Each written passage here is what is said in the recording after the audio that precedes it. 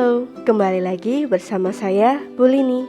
Hari ini kita akan belajar mengenai sistematika dan kaidah kebahasaan karya ilmiah.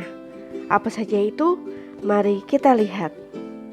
Seperti yang sudah kita ketahui sebelumnya, karya ilmiah haruslah sistematis. Sistematis memiliki arti tersusun secara tetap atau teratur secara baku. Setiap instansi memiliki sistematika yang berbeda-beda pada karya ilmiah mereka, dan semuanya harus dilakukan dengan benar. Tetapi ada 3 sistematika yang paling umum dan yang harus ada di setiap karya ilmiah. Yang pertama adalah pernyataan umum atau pendahuluan, yang kedua pembahasan, dan yang ketiga simpulan. Hal pertama yang kita bahas adalah pernyataan umum atau pendahuluan. Bagian ini berisi pengenalan masalah dan gagasan pokok yang dianggap penting untuk dibahas. Terdiri dari latar belakang masalah, yaitu identifikasi masalah dan pembatasan masalah, perumusan masalah, tujuan penelitian, dan kegunaan penelitian. Nah, yang kita perlu ingat adalah latar belakang masalah, rumusan masalah, tujuan penelitian, sampai kegunaan penelitian haruslah berkesinambungan atau sinkron. Sistematika yang kedua adalah rangkaian argumentasi atau pembahasan masalah. Bagian yang dibahas pada bagian ini adalah pengkajian teori yang sesuai dengan judul penelitian, metode yang digunakan, serta pembahasan hasil penelitian. Selain itu juga berisi analisis data yang didapat dan dikaitkan dengan teori yang telah dituliskan sebelumnya. Pembahasan ditulis untuk menjawab rumusan masalah atau tujuan penelitian yang telah disebutkan sebelumnya. Sekali lagi, metode yang digunakan baik itu metode pengumpulan data atau analisis data dan pembahasan harus menjawab judul penelitian. Sistematika yang ketiga adalah penutup. Ada 2 bagian yang dibahas dalam bagian penutup, yaitu simpulan dan rekomendasi. Simpulan merupakan pemaknaan kembali atau sintesis dari keseluruhan bagian karya ilmiah, dari pendahuluan hingga hasil penelitian.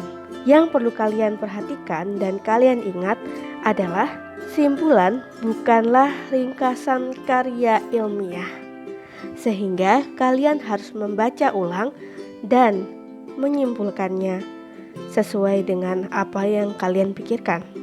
Lalu ada juga bagian rekomendasi atau saran yang berisi masukan dari penulis bagi penulis atau peneliti selanjutnya.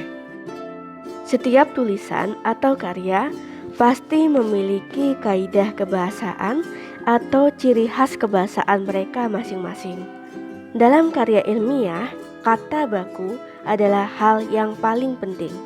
Kata baku adalah kata yang sesuai dengan kaidah standar dari PUEBI, Tata Bahasa yang Baku, dan Kamus Umum.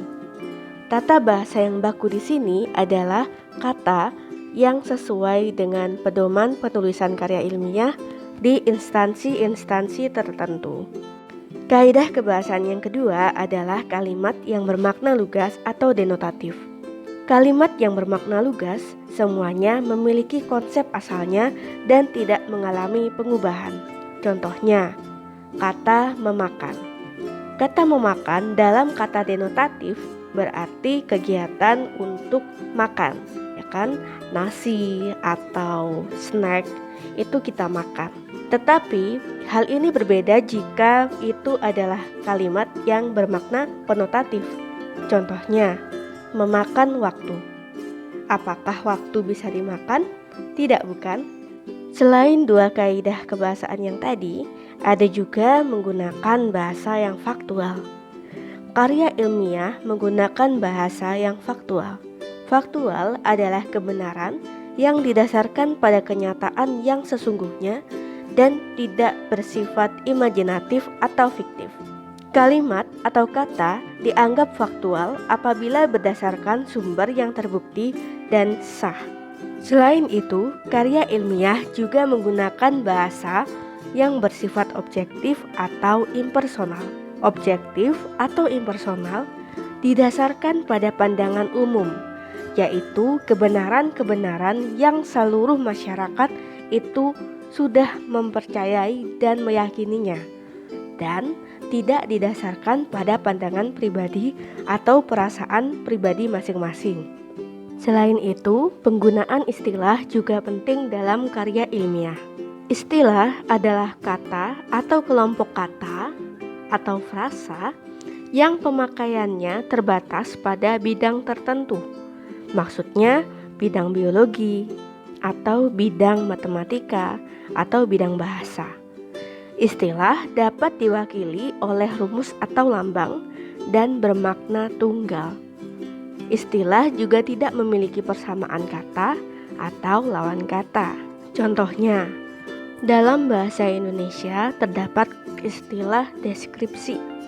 Deskripsi memiliki arti penggambaran, dan dia tidak punya persamaan kata atau kata yang dapat berlawanan artinya.